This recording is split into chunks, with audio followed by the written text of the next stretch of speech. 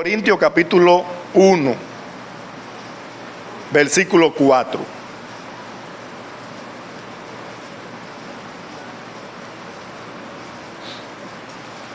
Primera de Corintios capítulo 1, versículo 4. Vamos a leer la Biblia para después leerle esto aquí y ver que podemos aprender de la epístola que vamos a leer. En el nombre del Padre, del Hijo y del Espíritu Santo. Amén. Gracias doy a mi Dios siempre por vosotros, por la gracia de Dios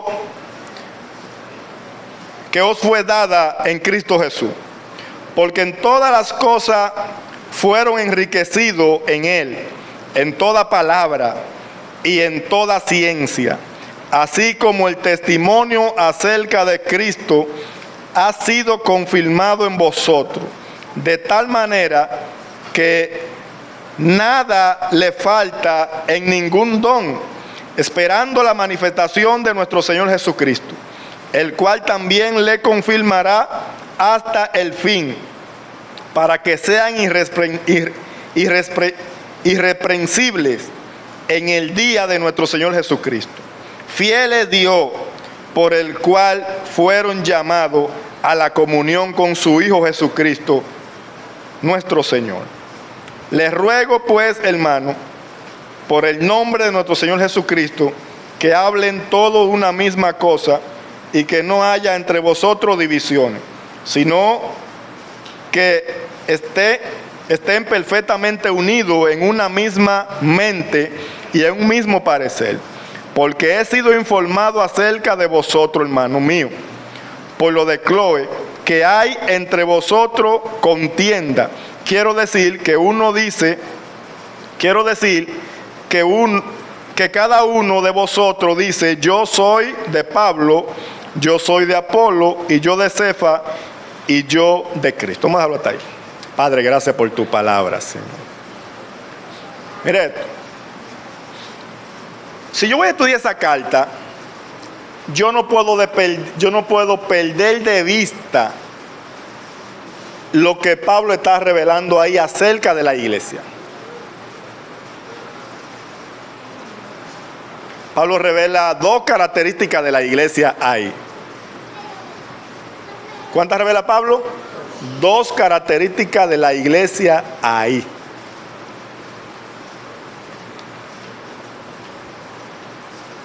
Si yo recibo una revelación o me inquieta el Señor a leer, lo van a poner en el capítulo 10, me da un versículo para enseñar, para predicar o para mí. Si yo no tengo la noción de la carta, claro que cuando uno lee, vamos a poner, a veces usted desata una búsqueda por una carta, ¿verdad? Voy a leer la carta a los Corintios, un ejemplo. Si le aplica los principios y los métodos, pasan 2 años o 3, y tú la leíste completa así, pero la leíste de manera hermenéutica. Y después va a leer un versículo bíblico, vamos en el capítulo 15, capítulo 10. Es probable que tú vuelvas al capítulo 1 a entender algunas cosas, porque no va a tener tiempo, quizás te toca predicar mañana, va a predicar de ahí, quizás no va a tener tiempo para leer la carta completa. Pero si la leíste hermenéuticamente, aplicando eso y siguiendo esos pasos, considerando eso, lo que Pablo está revelando de la carta, no tiene que leer la carta completa para tener la noción. Es posible que vuelva al capítulo 1, que se lea el 2 y comprenda un poco a los Corintios. Amén. Esa es la ventaja, porque lo que uno tiene experiencia no se olvida. No se olvida. ¿Cuáles son las dos características que el apóstol revela ahí de esa carta para yo empezarla a estudiar? Todo lo que yo voy a estudiar, a interpretar, a entender, es sobre esas dos características. La primera es que los corintios eran ricos en dones, en gracia del Señor. Dijo Pablo, no le hace falta nada. Y el apóstol lo reconoce. El apóstol lo reconoce. Lo segundo es el problema que tenían ellos de divisiones. No es una suposición del apóstol Pablo. Pablo, he sido informado. Tenía un problema.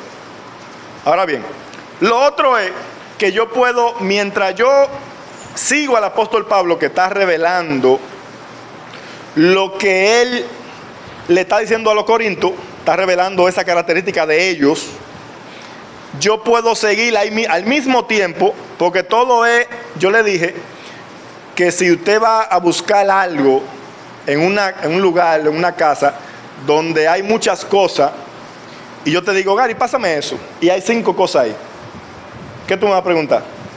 ¿Cuál? Entonces, no es lo mismo encontrar algo, no, o sea, me explico. Es más fácil encontrar algo que tú sabes que estás buscando que encontrar algo que tú no sabes lo que estás buscando. ¿Se entiende? Entonces, cuando yo sé lo que yo necesito saber de todo texto, de todo pasaje bíblico que yo estudie, no tengo perdedera. Yo tengo que saber, número 1, qué género es. Bueno, es una carta, está identificado. Número 2, su contexto histórico, su contexto literario. Número 3, la idea central del pasaje, el tema principal del pasaje. Eso tengo yo que saber. Entonces, ahí vienen las preguntas: qué, cómo, cuándo, por qué. Entonces, cuando te introduzca ahí, tú mismo vas a descubrir cosas.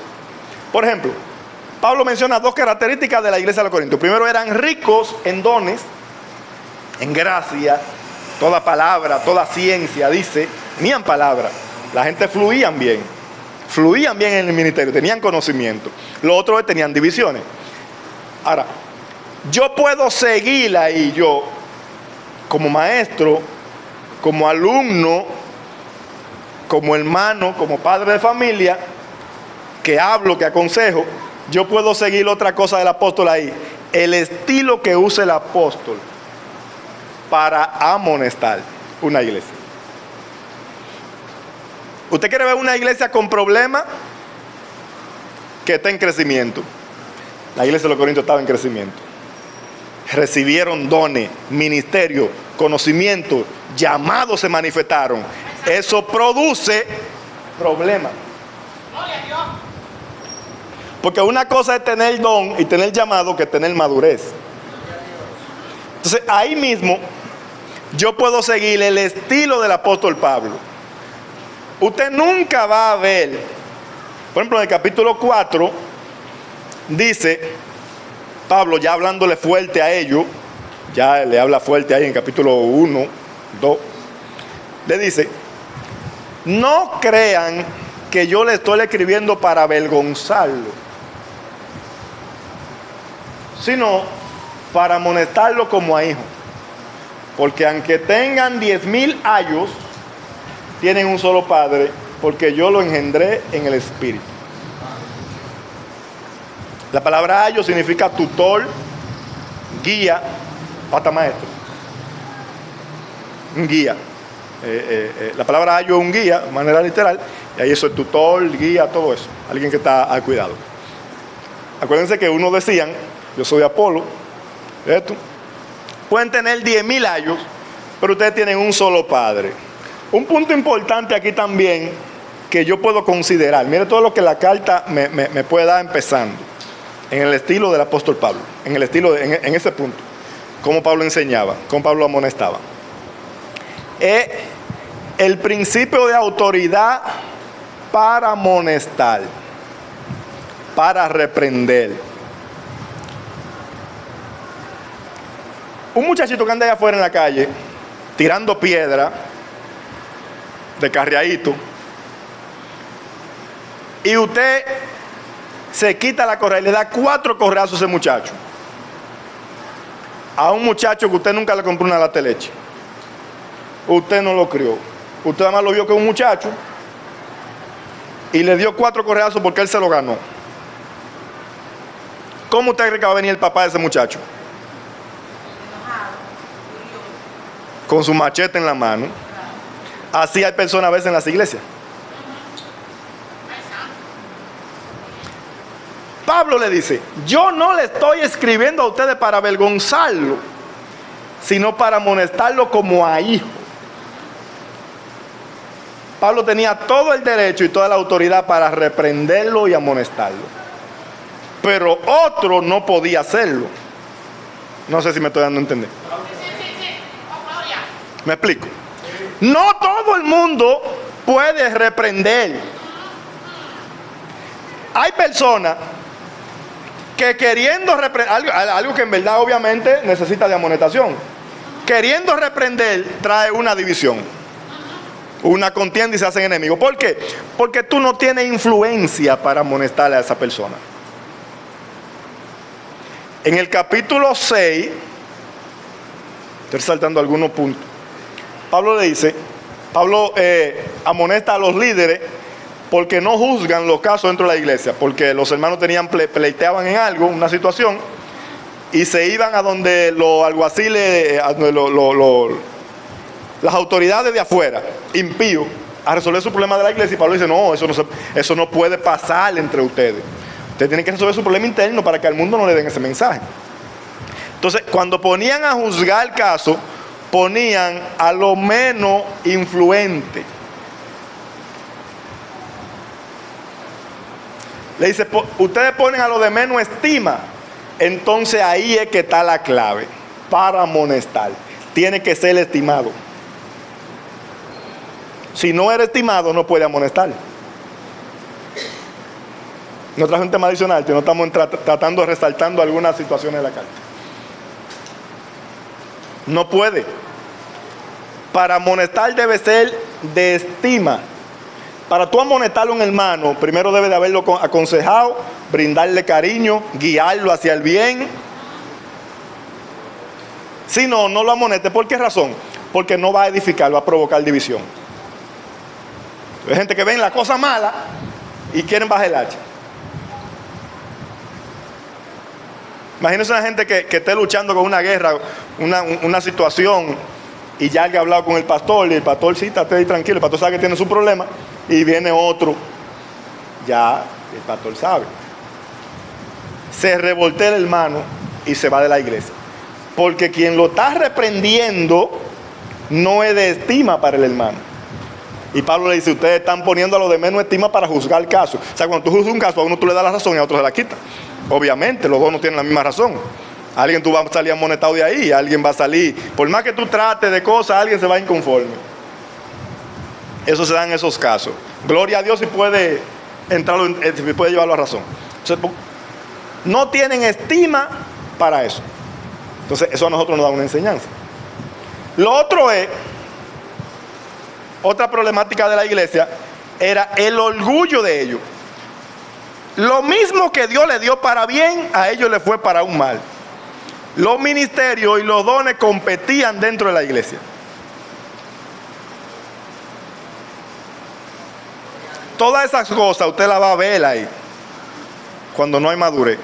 Hay gente que quiere llevar el ministerio de ellos y el de otro. Ay, mi madre. Y yo no sé por qué la dama. Yo voy a hablar con la dama. Entonces también puede hablar con la dama, pero con sabiduría. Esas cosas se dan entre las iglesias. Todo eso lo tenía la iglesia de Corinto. Entonces, cualquier versículo que yo vaya a estudiar de ahí, mire, habían gente en Corintio, habían tanta división en Corintio 2, mire, ya se estaban creando doctrina en Corintio. Porque cuando alguien tiene una gracia para fluir, pero no tienen fundamento doctrinal y un proceder bíblico, es un peligro. Se convierte en persona indomable. Y en vez de aprender entonces lo que supone, no, yo creo que las cosas son así, pero tú no tienes ninguna base para eso, tú estás suponiendo. Entonces, dice el apóstol Pablo en el capítulo 15, estoy dando alguna clave para estudiar la carta. En el capítulo 15, que algunos decían que no había resurrección. Oye,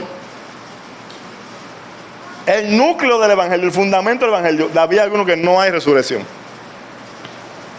Esa es la condición de la iglesia. Sin embargo, el apóstol empieza reconociendo los dones. Cuando yo estudio el versículo 4 hasta el 9, me doy cuenta que como el enfrentamiento que tiene el apóstol con ellos, Pablo se da por vencedor. ¿Por qué? Porque al final le dice: fiel es Dios, por el cual fueron llamados a la comunión. El 8. El cual también le confirmará hasta el fin, para que sean irreprensibles en el día de nuestro Señor Jesucristo. Cuando tú amonestas a alguien, nosotros amonestamos a alguien, debe de ser con el fin de edificar. Pablo tiene una certeza aquí. Pablo está mirando el futuro. Pablo está hablándole a ellos de forma seria, pero mirando el futuro, y en el futuro lo ve a ellos. Porque el amor todo. Esos son clave para estudiar la carta. Pablo nunca muestra rechazo hacia ellos. Si leemos el capítulo 16, donde Pablo les saluda, Pablo hasta le planifica: voy a ir allá a ustedes, guárdenme tal cosa, esto y esto. Voy allá. Así se leen las cartas. Amén. Todavía pueden leer, si quieren leer la de Corintios, la de los Gálatas, con esos conocimientos, porque son las cartas que evidencian las situaciones prontas. Amén. Son más fáciles que estudiar la carta como a los romanos. Son cartas doctrinales, bien largas, un tema bueno. Si estudia segunda de Corintios, la relación con eso. Amén. Primero yo tengo que identificar la ocasión y el propósito. Vamos a leer alguna cuanta cosa aquí, algunos métodos para esto. Para una epístola debemos buscar autor, fecha, procedencia, ocasión y propósito, temas principales. Fecha, la fecha se la da alguna Biblia de estudio de esa, más o menos va a tener algunas ideas, no está de más. El autor, ocasión, propósito y temas principales, los temas principales que el apóstol trata. Para una narración, o sea, un libro histórico, como Evangelio, Hechos, Génesis y eso. Para una narración busque cosas tales, por ejemplo los evangelios, trasfondo geográfico. ¿Ustedes entienden como geografía? Los lugares, en los lugares. Trasfondo geográfico, histórico, político y religioso. Le dije acerca del rey Herodes cuando Jesús nació. Era rey sobre todo Israel. Cuando Jesús muere hay un gobernador, pero en Galilea hay un rey, Herodes. Ese no es el mismo Herodes. Ese Herodes el tetrarca hijo. En Hechos aparece un Herodes, en Hechos 12, tampoco es el mismo Herodes, ya ese otro Herodes. Ese Herodes Agripa, que era rey sobre todo Israel otra vez. Después, las épocas van cambiando los gobiernos. ¿Cómo? Agripa. Aunque en Hechos 12 no menciona el nombre Agripa, menciona el de un hijo de él. Después cuando Pablo está preso, como en Hechos 20 y pico ahí, Herodes Agripa. No es el mismo Herodes, ya esos son temas históricos para considerarlo. Estudiar los fariseos, saduceos, su doctrina. Por ejemplo, cuando Jesús fue crucificado, los sumos sacerdotes eran Calfá, Anás, Calfá. Ellos no creían en la resurrección, no creían en espíritu, tenían una doctrina un poco extraña. La misma Biblia lo dice. Trasfondo histórico de personajes clave: fariseos, saduceos, rey Herodes. Escenarios importantes y su significado: Galilea, Jerusalén, Samaria. Argumento: el progreso de la narración. Eso lo va a seguir después. Tema teológico principal y perspectiva del autor. Para la literatura profética, que no hemos trabajado con esta, trasfondo histórico dentro de la historia de Israel. mensaje central del autor, propósito al escribir. Al igual que la carta, busco la condición, el mensaje, el lugar.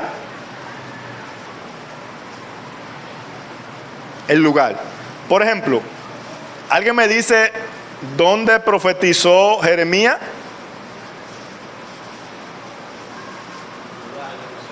¿Dónde? En Jerusalén. ¿Y dónde profetizó Ezequiel? En Babilonia. Yo le había dicho eso, Rayo, aquí. ¿Tú lo sabías? Gloria a Dios. Está tirando, Rayo. Ezequiel profetizó en Babilonia. No, cuando usted empieza a leer, por eso esto te trata de tú darle valor a cada cosa que tú lees. Cuando Ezequiel dice que el Señor se le reveló junto con los cautivos cruzando el río, pero ¿el cuál río? Dice, estaba con los cautivos. Ezequiel fue llevado cautivo a Babilonia y Dios lo levantó como profeta en la primera deportación.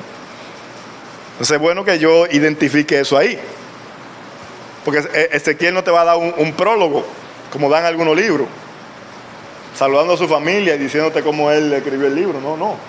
Ezequiel te está dando la Biblia. Estaba con los cautivos. Cuando Ezequiel dice, yo fui tomado por la queneja y llevado al templo.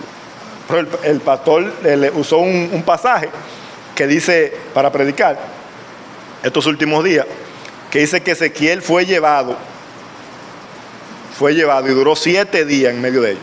Ezequiel continuamente, Dios lo llevaba, lo traía en visión de Babilonia y lo metía hasta en el templo y veía lo que ellos hacían allá. Oye, qué revelación. Entonces, cuando yo considero todo eso, me leo la Biblia con otra perspectiva. Por ejemplo, un pasaje famoso de Ezequiel, la muerte de la esposa de Ezequiel. ¿Ustedes no han leído? La muerte de la esposa de Ezequiel. ¿Qué significa la muerte de la esposa de Ezequiel? La muerte de ella, ¿qué significa? La muerte de ella es un mensaje.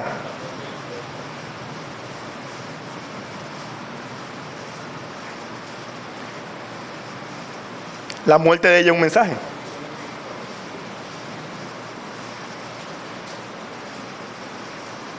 A Ezequiel se le reveló en la noche una olla hirviendo. ¿Cómo estaba la olla? Y dentro de la olla había oveja picada, trozo de oveja. ¿Qué había? Trozo de oveja picada, mucho. Hirviendo, hay una oveja picada, hirviendo, carne hirviendo. Y veía que sacaba, mira. Usted ve las mujeres cuando están sirviendo y que a mi esposo le gusta esta, al hijo mío esta, y ya usted compra un pollo y ya usted sabe, todo el mundo sabe cuál es su carne. ¿O no es así? Amén.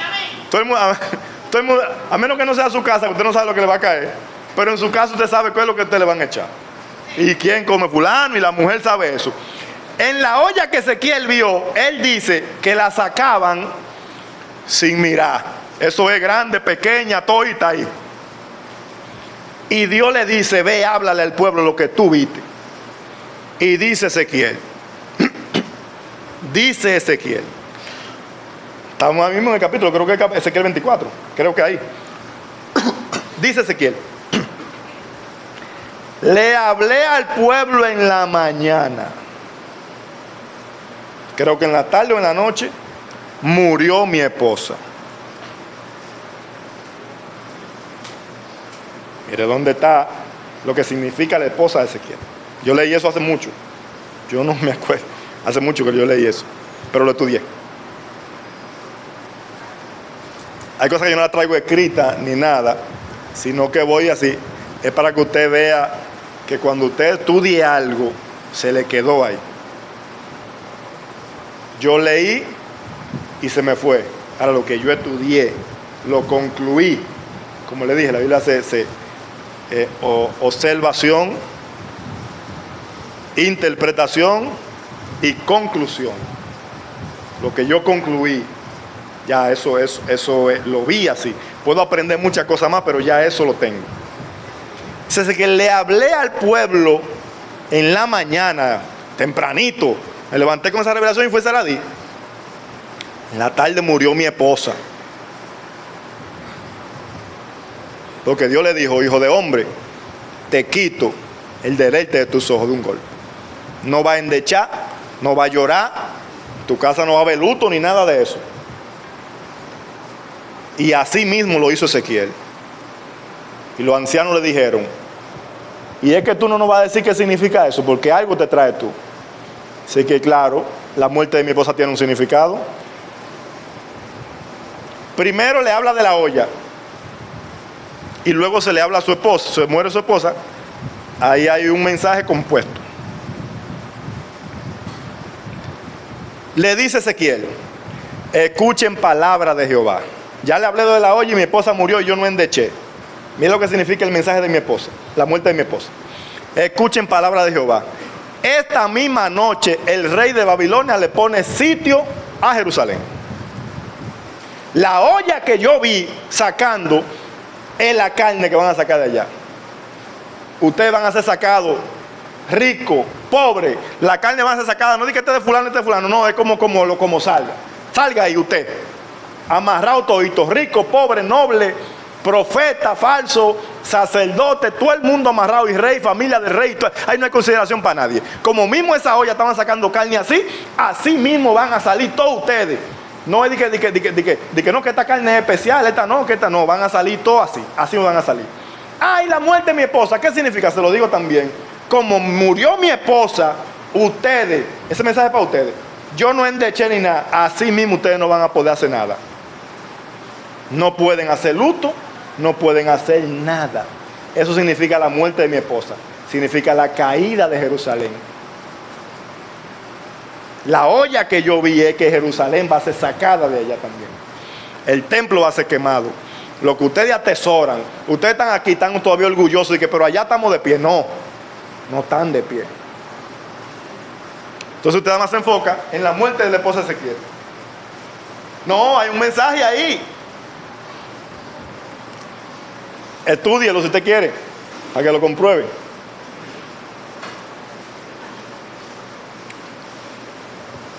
Nabucodonosor hoy mismito, le pone sitio a Jerusalén.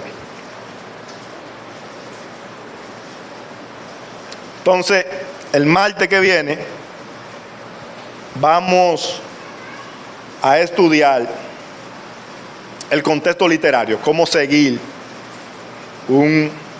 acuérdese que hay que definir términos. Cuando usted tiene una conversación con alguien, bueno, voy a hablar con el pastor sobre tal tema. Voy a decir que tengo un proyectico ahí y voy a hablar con eso. Usted, lógicamente, no dice una cosa aquí y otra por allá. Usted trata, ¿verdad?, de ordenar sus ideas. Lo que usted lee en la Biblia es así mismo. Acuérdese que identificamos el género, ¿verdad?, del pasaje. Si son exhortaciones, a veces hay cosas que son saludos, y hay variaciones. Por ejemplo, en los finales de la carta del apóstol Pablo hay exhortaciones. ¿Qué son las exhortaciones? O sea, se tratan cosas que son útiles, que se sepan, ¿verdad? Pero hay variación entre un pasaje, a veces es igual que los proverbios. Estás leyendo un proverbio, tú no puedes seguir un género literario completo, un capítulo completo en género, no sé si me doy a entender. ¿Por qué? Porque a veces un versículo es independiente a otro. En el sentido, lo que lo une es el género literario, que son exhortaciones. Si yo te digo,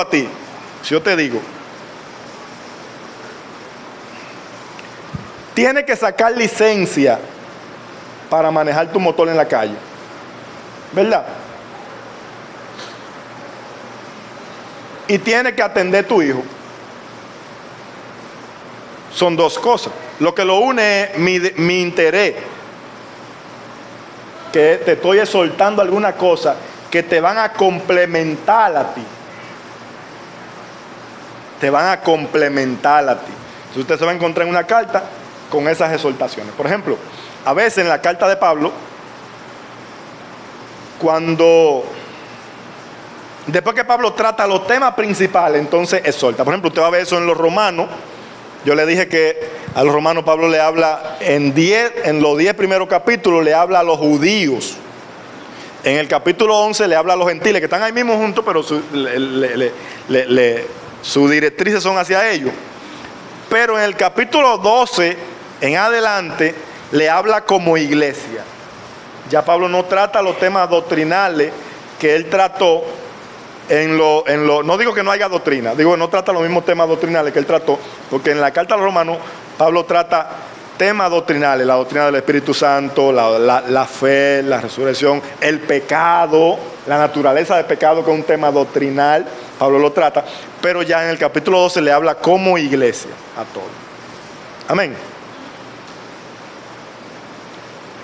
Nos quedan 8 minutos para las 9 y yo quería hacer algo para que, pues mire, el tiempo de yo hacer lo que quería hacer lo invertí dándole una exhortación. Lo voy a hacer ahora. Practique la cosa, elabore bosquejo, escriba. Yo escribía muchísimas cosas que nunca la usé, pero escriba, eso le va a ayudar a usted a tener dominio sobre un pasaje bíblico. Alguien léame Gary ahí. Efesios 4:30.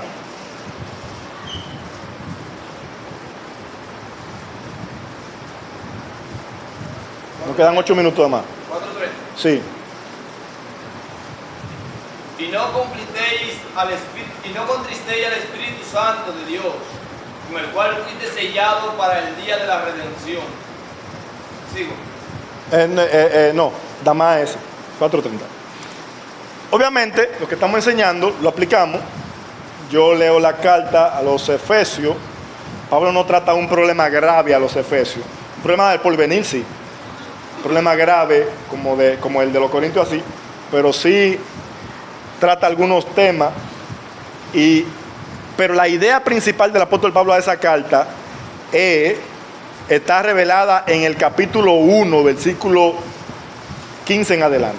El tema principal de la carta. Pablo dice que él ora al Señor para que ellos sean llenos, para que Dios le abra los ojos del entendimiento a ellos y sean llenos de todo conocimiento de Dios, que reciban la revelación, le dé un espíritu de revelación para que puedan comprender a qué está llamada la iglesia, cuál es la riqueza y ese tipo de cosas. O sea, Pablo quiere complementarlo a ellos para que sean llenos del conocimiento de Dios, que conozcan a Cristo en todo. Acuérdense que en el capítulo, creo que 17 de los Hechos, Pablo cuando se reúne con ellos, 17, 19, 18, por ahí creo que 20. Cuando se reúne con ellos le dice que se van a levantar maestros de entre ellos, que no perdonarán el rebaño, va a haber problemas en la iglesia. Entonces ellos necesitan un fundamento. Amén. Yo conozco eso de la carta ya. Ese versículo, supongamos que yo quiero tratar ese pasaje bíblico. En Efesios capítulo 6 me habla de la espada del Espíritu, me habla de alguna cosa, todo eso lo puedo considerar. Pero yo quiero hablar de ese pasaje bíblico. O sea, me llamó la atención ese pasaje bíblico que Gary leyó. ¿Cómo que dice el pasaje? No contristen al Espíritu Santo de Dios, con el cual fueron sellados hasta la redención. Si voy a predicar de ese versículo de manera textual, porque como un versículo corto, predico de manera textual. ¿Qué yo hago? Yo divido mi versículo. Porque si yo me enfrento al versículo tratando de enseñar ese versículo de forma, es lo que yo dije al principio, usted cocina un arroz con habichuela y con pollo, usted no vacía la habichuela en el caldero del arroz y luego posteriormente le vacía la carne arriba para empezar a comer, ¿sí o no? Usted saca la comida dividida en orden, ¿sí o no? Entonces es lo mismo que yo tengo que hacer con mi versículo que voy a estudiar, que voy a enseñar. Si yo me pongo a predicar, no contristen al Espíritu Santo, por el cual fueron sellados para el día de la redención. Puedo darle un mensaje, pero aprovecho mejor mi versículo si yo sé dividir mi versículo por tema. Eso es lo serio de la carta. Que un término, una sola palabra en una carta, puede traer una revelación amplia. Una sola palabra. ¿Cómo yo divido un versículo? Cuando yo voy a dividir un versículo, vamos a practicar eso para un tema evangelístico el próximo martes, si Dios no lo permite. Vamos a hacer un bosquejo textual. ¿Cómo yo divido un versículo? Puede ser por un término, definir un término y puedo empezar a hablar de ahí. Pero la división de un versículo no es definir un término, sino por oración, que el próximo martes vamos a tratar el contexto literario, que trata de oración, sesiones. ¿Qué es lo que es una oración? Un conjunto de palabras, eso enseñan de forma básica, que me dan un sentido completo. ¿Verdad? Me dan un sentido completo. Versículo entero. Mire cómo yo me introduzco en el texto y puedo aprovecharlo al máximo. Voy a hacer un bosquejo. No voy a poner tema, no voy a poner introducción, solamente voy a señalar. Porque ya ahí tengo 3 subtemas en el versículo. Le pongo el tema. Supongamos que el tema sea no contriste al Espíritu Santo. ¿Verdad? No contriste al Espíritu Santo. Vamos a ponerlo. No contriste al Espíritu. Supongamos que ese sea mi tema.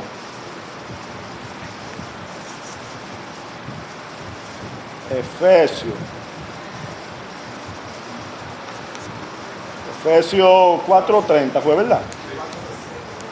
Sí, 4:30. Ese versículo que yo tengo. ¿Cómo yo lo hago? Mire, sencillo. Tengo 3 subtemas.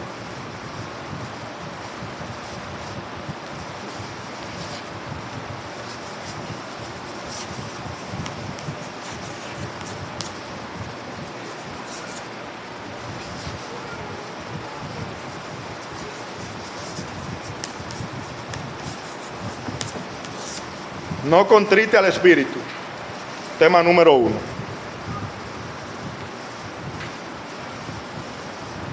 No contriste al Espíritu. Esa es la parte A de mi versículo. Con Él fuimos sellados. Número 2.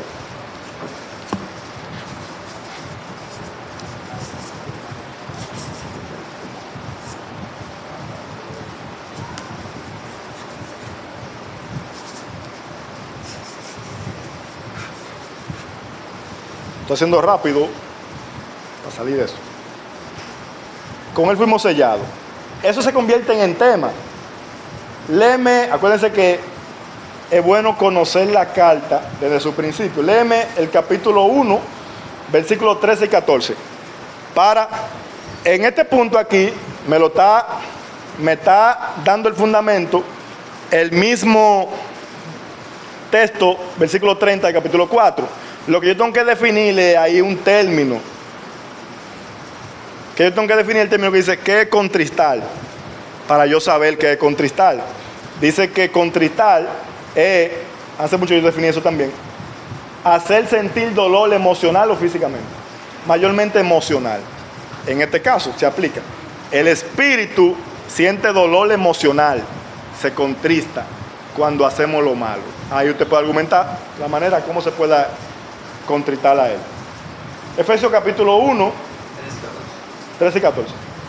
En él también vosotros, habiendo oído la palabra de verdad, el evangelio de vuestra salvación, y habiendo creído en él, fuiste sellado con el Espíritu Santo de la promesa, que es el arra de nuestra herencia, hasta la redención de la posesión adquirida para alabanza de su gloria. Yo puedo usar esos 2 versículos para los otros 2 puntos. Entonces, capítulo 1, versículo 13 y 14. Lo puse ahí junto, vamos a ponerlo abajo mejor.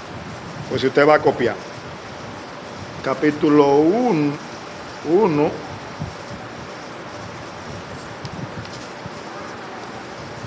13 y 14. La idea mía en esto no es elaborarle un bosquejo completo, sino que usted señale el versículo, las divisiones del versículo que se convierten en tema.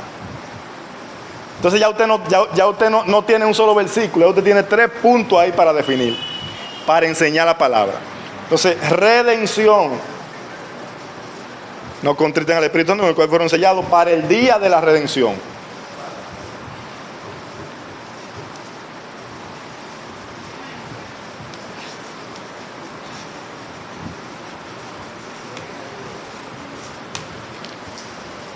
En vez de 1, ahora tengo 3.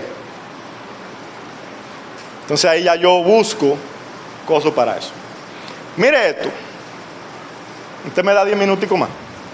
¿Me lo dan? 10 minuticos más, déjame ver. Ok, ahora que son las 9. 10 minuticos más. Mire esto. Yo he notado un problema en las personas que predican a veces. En algunos predicadores.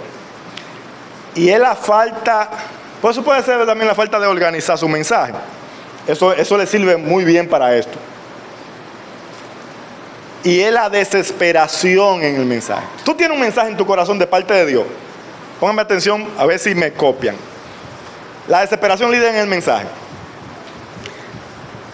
Tiene un mensaje principal que es la palabra que tú vas a dar. El mensaje que Dios te dio. Lo dan en la introducción. No saben argumentar. Empezando a predicar, ya te dicen, hermano, usted tiene que buscar de Cristo, usted tiene que meterse con Dios, tiene que... Ya, porque ese mensaje.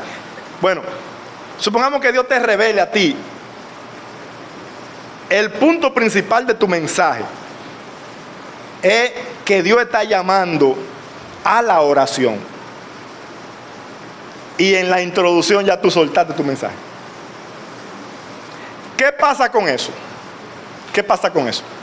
Que tú diste la palabra que Dios cualquier realidad, cualquier con la realidad. Usted me perdona. Sí, usted me perdona. ¿Qué pasa con eso?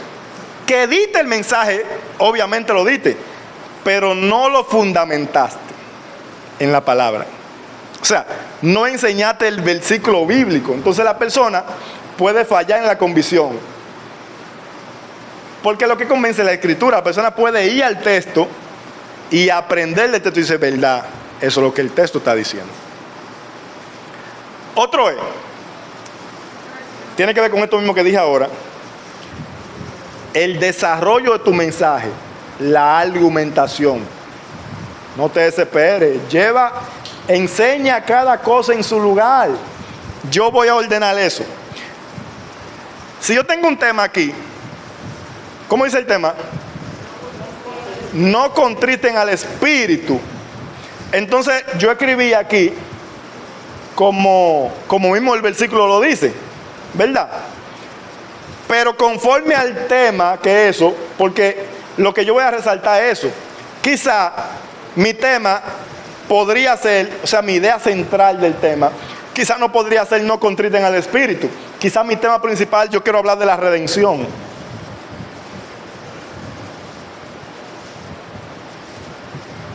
No sé si me voy a entender. Lo que yo quiero resaltar es enseñarle a la iglesia el día de la redención. Y por ende, para llegar a ese día y ser redimidos, no podemos contritar al Espíritu. Lo uso.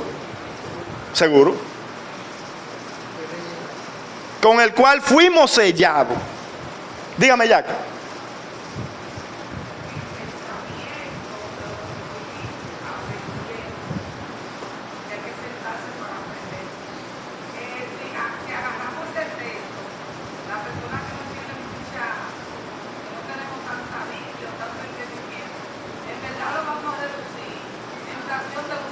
Sí, eso es lo que yo quiero, que no lo hagan.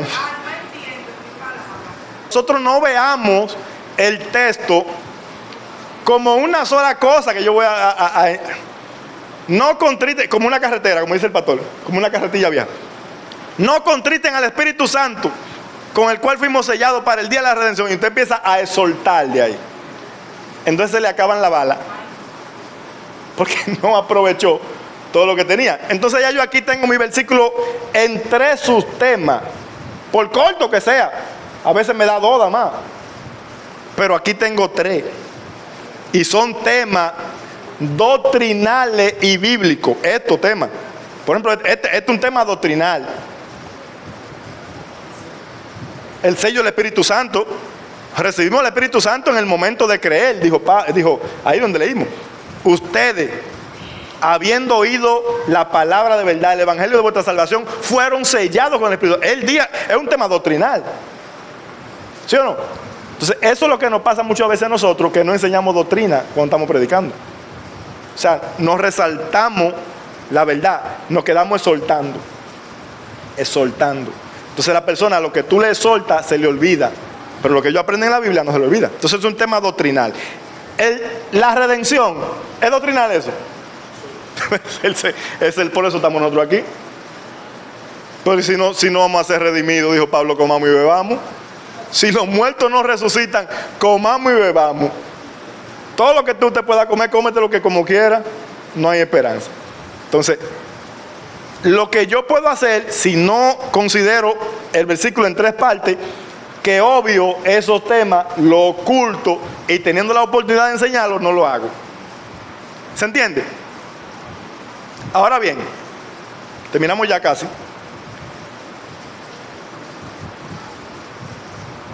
En el mensaje, en el desarrollo de un mensaje, hay un punto que es mi mensaje central que yo voy a tratar, que no es comenzando, para que no. En la introducción, sí, andan desesperados, y eso es. Y entonces mire, eso es lo que pasa. Cuando yo no puedo introducirme en el versículo, no encuentro cómo entrarle, porque ya yo dije el versículo entero, lo que hago es que doy el mensaje ahí mismo. Y ya me quedo, y lo mejor es que entregue. Porque imagínate que ya tú no tengas cómo enseñar la Biblia, y empiezas a soltar. Una vez tú dices lo verdadero y todo lo que carga por ahí. Es un peligro. Entonces, el mensaje tiene un punto fuerte del mensaje. Un punto fuerte, mi mensaje central. Quizá ya yo aquí estoy en 15 minutos, en 20, y ahí llegué al punto, porque ya yo con la argumentación y el fundamento bíblico, ya yo preparé a la persona para darle la palabra que llevé. No es que lo que estoy hablando no es la palabra que llevé, sino que el mensaje directo ese es. Donde voy a recomendar, donde voy a exhortar, donde voy a mandar. Eso es lo que hay que hacer. Ese es el mensaje que Dios le trajo. Tú llegas a un punto así. Entonces, supongamos que el mensaje que yo tengo no es, principalmente, aunque lo voy a usar, no es que no contriten al Espíritu. No es llevar, eso lo voy a utilizar, pero no es mi mensaje central, ¿me entiende? Llevar a la persona a tener por ejemplo, en tiempo de pandemia, o en tiempo de crisis, de necesidad de enfermedad, de mucha enfermedad. Un ejemplo. Y el mensaje que yo recibo como consuelo es la redención.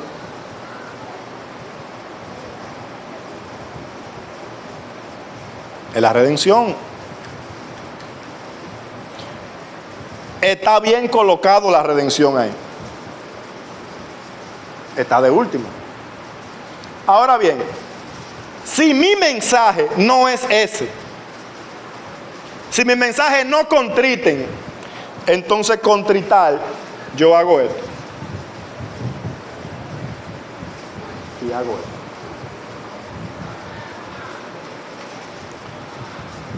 Este lo puedo poner de primero, y la redención de segundo, y el no contriten lo dejo para último. Eso se llama, cuando entremos en homilética, eso se llama un sermón expositivo invertido. Expositivo, yo estoy exponiendo el texto. invertido es que cambio el orden en el que está escrito para resaltar de último. Porque no voy, porque si resalto el mensaje central primero, los otros ya no tiene fuerza. Yo uso uno para llegar al otro, porque el versículo es completo.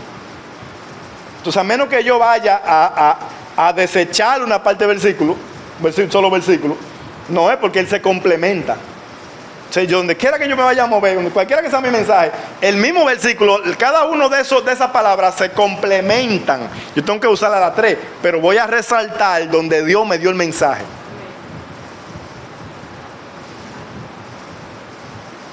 Entonces yo lo cambio. Yo quiero hablar de que no contristen al Espíritu, porque mi idea, o la idea del Espíritu, es llevar a la iglesia a tener una mejor comunión con Él. ¿Se entiende? Entonces, lo primero que yo empiezo diciendo es el sello. Un ejemplo, usted puede elaborar su boca como usted quiera. Pero si va a hablar de que no lo contristen, no puede empezar a hablar primero, porque entonces ya en la introducción ahí mismo tú dijiste lo que iba a decir y no va a argumentar, no va a aprovechar el complemento que complementan el versículo completo, no lo va a aprovechar. Entonces, dijimos que aquí es el sello.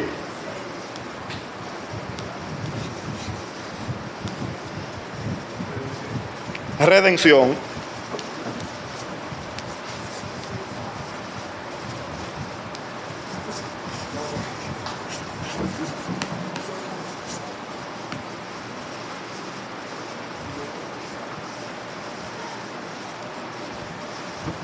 Y no contrito.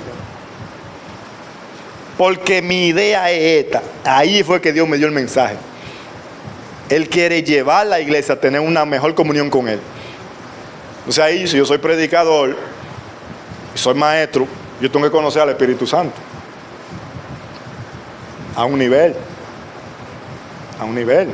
Por ejemplo, el capítulo 8 de Romanos, ahí está la doctrina del Espíritu Santo. Del versículo 1 hasta el 26. Romanos 8, 1 hasta el 26. Ahí está la doctrina del Espíritu Santo. Es un tema doctrinal que Pablo trata ahí del Espíritu Santo. Pablo, todo lo que habla ahí en esos versículos es del Espíritu Santo. Te va a conocer al Espíritu Santo ahí. De hecho, se lo recomiendo. Entonces, ¿se entendió la idea?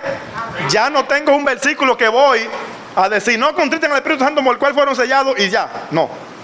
Yo tengo 3 temas ahí. 3 subtemas. Que trato uno me conecta con el otro, porque tú empezás a hablar del Espíritu Santo. Y lo primero que va a decir el Espíritu Santo es cuando un creyente recibe el Espíritu Santo, en el momento que cree en Él. Estaba el otro día en una iglesia católica y yo estaba enseñando que era, yo siempre choco con esa gente, enseñando que el Espíritu Santo se recibe en el bautismo, porque Jesús lo recibió en el bautismo. Ahí está el varón de una vez. Espérese, déme una oportunidad, déjeme aclarar ese misterio, porque uno se siente con la responsabilidad de hablar. La Biblia dice que en el momento que creyeron, los recibieron. Amén.